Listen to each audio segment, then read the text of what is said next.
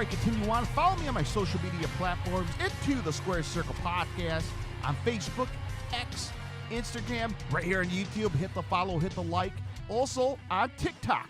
All you have to do is type in Into the Square Circle Podcast or Into the Squared Circle Pod. As I mentioned, it's a podcast, Spotify, iHeartRadio, Google Podcasts, Apple Podcasts, wherever you listen to your favorite podcast. All you have to do is type in Into the Squared Circle Podcast. Join the conversation. Also, Patreon. I'm on patreon.com/Into the Square Circle Podcast. $1.99 a month. You're in the executive control seat, meaning you choose your topic.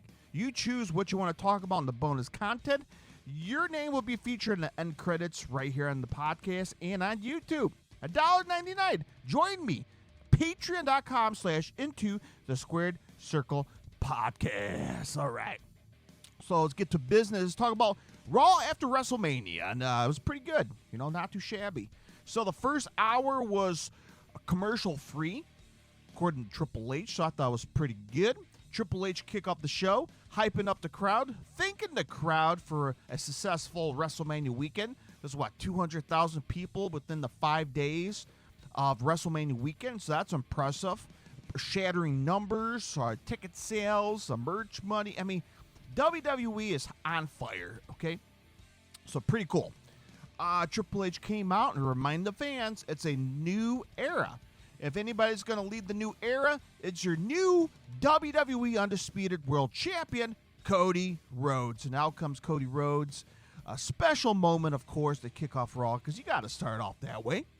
So Cody Rhodes came out, and Triple H thanked him, hugged him, and gave him his flowers. And presented the crowd the new world champion. And Cody Rhodes cut his inaugural State of the Union speech, of course, to address the crowd. And it was really good. There's nothing to complain about. Cody's made a point. I see a new catchphrase coming up, and I can't remember what he said, but he said undeniable. What was his original one? Undeniable, undesirable, and undisputed. Like, perfect. Badass. I like it. Lift up his title in the air. Got the fans riled up. So a really cool moment, man. And this is, not even 20, 25 minutes into the show. Hey, I'll take it.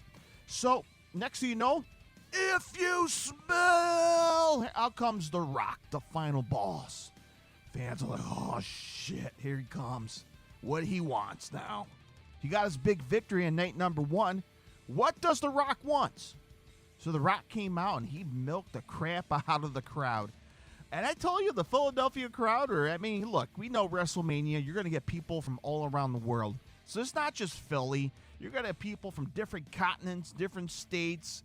I hate when they cater to, like, this is Philly, the Philly crowd. Yeah, they are in Philly, but the people are not from Philly. I don't know what the percentage is, but I think the good chunk of the crowd is from around the world. So you're going to have a mixture of a crowd. And they don't know what the hell to choose yesterday in the crowd. Like, Rocky, Rocky, Rocky. And next thing you know, they were like, father figure. And that's where Pat McAfee was like, a little too soon for that, fans. And the next thing you know, they were starting booing The Rock. And then Rocky sucks. So they were all over the fucking place yesterday on Raw. But, it was a hot crowd regardless. And The Rock came out, and he milked it. Every time he picked up the mic, it got close to his face. Fans were booing. And he put the mic down, and he'll put it right back up. So it was a lot of milking, man. It was like 10 or 15 minutes, just nothing was happening, right? Just the crowd reactions. Cody was just standing there, not saying nothing. So I don't know. It took a long time for that part. But long story short, The Rock came out, gave Cody his flowers. And then it was interesting. He requested Cody to hold on his champion belt. And The Rock had his custom-made champion belt from the widow of Muhammad Ali. And, Cody's like, okay, well, let's have a trade-off. You want to hold my title for a couple minutes? Let me hold yours. And it was like You know, the Western style gun. Like, if you put your gun down, I will put my gun down. 3, 2, 1. Let's see who's going to do it first. You know, it's kind of like that style. Cody hand off the title to The Rock. The Rock gave his custom-made Brahma Bull title to Cody. And in the exchange, The Rock hold it. He soaked it in. You know what, Cody? Thank you for allowing me to do this. Can't tell you how much this means to me. That was it. And then they hand each other's titles back. And The Rock told the crowd, hey, I'm going to step away for a little bit. The Rock's going to go away. But just remember, Cody, when I come back, I'm coming for you. If you're the champion or not. So we got a future potential Rock versus Cody. Again, word's going out that The Rock is heading back to Hollywood, right? The guy has a busy schedule, right? He got his own tequila company. He got his own energy company. He got his own, skincare, hair care product in Target. He got his own movie production. He got the UFL, right? United Football League, which is going down right now. And what else he has? He's a busy guy. The Rock is a busy guy. He got his own clothing brand from you can buy at like Dick's Sporting Goods and stuff. So The Rock is busy, right? He has a loaded schedule. I'm pretty sure his schedule is loaded up to the rest of the year. So it's going to be interesting, man. It's going to be interesting how The Rock's schedule is going to be for the rest of the year. And plus, he's on the board of TKO. So he's going to be filming behind the camera. And he'll be in boardrooms for the rest of the year. So he got his WrestleMania moment. And he's going to be heading off the sunset in the meantime. Now, Rock versus Cody. Could happen anytime, any place, anywhere. So, next thing you know, The Rock had a gift in his pocket, and he told Cody, don't you ever break my heart again, which was interesting. I'm not sure what he referred. You could tell Cody's expression. He was choked up. He had a lot of emotions on his face, but he told Cody, do not ever break my heart again. And he said, I got something for you. Give me your hand. He took the present some item out of his pocket, put in Cody's hand, curled up Cody's hand, and we don't know what he put in Cody's hand. GB's here, and did you know that Into the Squared Circle podcast is on YouTube? Did you? But yes, it is on YouTube.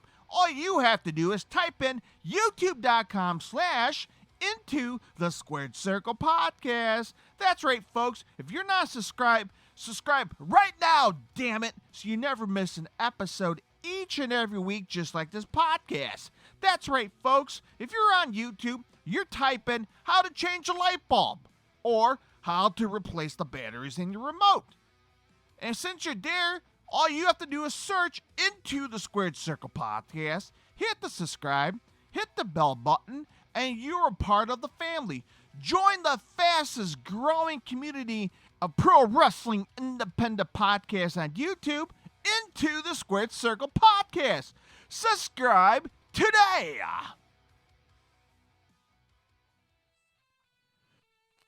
So, a great way to kick off the show. It was roughly around 45 minutes to 50 minutes, but, it was pretty good. So, other stuff I enjoyed on Raw. I did enjoy the Damian Priest Judgment Day little celebration. I enjoyed that. Sami Zayn, rah-rah speech he did after his amazing victory over Gunther. Gave his flowers to Gunther. Because, look, man, I forgot to mention, we talked about Roman Reigns breaking numbers, but Gunther's another guy who brought the prestige to the IC champion, the Intercontinental champion. So Gunther, impressive, man, and just wait and see what's next for him. But, it was great to see Sami Zayn give his flowers, and I had a lot of respect for him. And he had a match on Monday, of course, against one of Gunther's cronies. Of course, was it Kaiser or one of the guys had a match. He defeats something. And then he came across Chad Gable backstage. And you know what, dude? You asked for a favor, you got it. Next Monday in Montreal, Canada, you versus me in a match for the IC champion. It's going to go down. And So good stuff right there. What else went down on Raw? We had a couple surprises. We had Ilya Dragunov, the NXT champion, had a match against Shinsuke by defeating him. Roxanne Perez had a match, and she won her match as well. And Jade Cargill defeated Chelsea Green in a squash match. It was a nice little surprise. And of course, the main event was the Fatal 4-Way match between Bronson Reed versus Drew McIntyre versus Jey Uso versus Ricochet in a Fatal 4-Way match for the main event of Raw for the number one contender for the WWE World Champion, which Damian Priest hold. It was a great match. Man, I enjoyed it, man. I enjoyed Drew McIntyre picking up Bronson Reed, who was like, 500 pounds? That was impressive. Ricochet jumping off the turnbuckle onto the announcer table, which was a big leap, putting Bronson Reed through the table. So it was really good. I enjoyed the Fatal 4-Way match, of course. Of course, CM Punk got involved.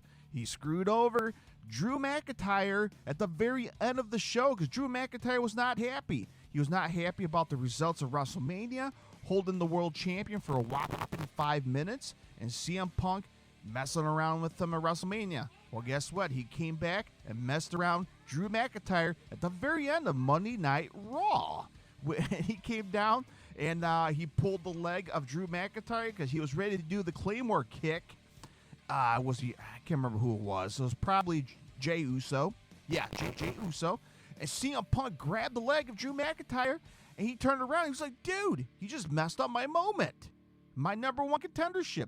And Jey Uso gave him the spear, pinned him, 1, 2, 3, and Jey Uso is now the number one contender for the WWE World Champion. And CM Punk screwed over Drew McIntyre for the second time to end Raw. Good stuff.